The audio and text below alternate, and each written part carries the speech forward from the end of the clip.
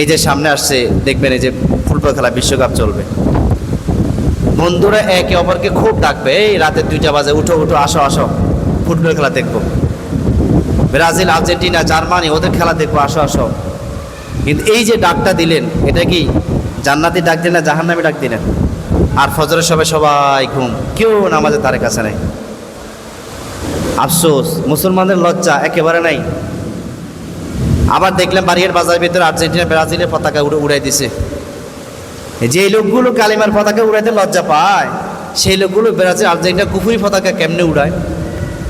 হ্যাঁ, যেই কালিমার এবার ইমান এনেছে সে কালিমার পতাকা উড়াইলে নানান প্রশ্ন তুলে, উড়ানো যাবে না, আমেরিকা অসন্তুষ্ট হবে, ও অসন্তুষ্ট হবে। তাহলে তোমরা পশ্চিমাদের পতাকা কিভাবে উড়ায়? তোমার ইমানে কি আঘাত লাগে না? কাফেরদের পতাকা উড়াও কিভাবে? আর যাদের খেলা দেখবে তুমি বিনোদন নিচ্ছ, খেলা, তারা কি ইমানদার না কাফের? তো আশ্চর্যের বিষয় হলো, নামাজের প্রতিযোগিতা নাই কিন্তু গুনাহের প্রতিযোগিতা আছে, নেকের প্রতিযোগিতা নাই কিন্তু পাপের প্রতিযোগিতা আছে। সমস্যা, যারা নেকের প্রতিযোগিতা করবে তারা হলো সাহাবিওয়ালা মানুষ, সাহাবি মার্কা মানুষ, আর যারা গুনাহের প্রতিযোগিতা করবে তারা হলো পাপিষ্ঠ মানুষ।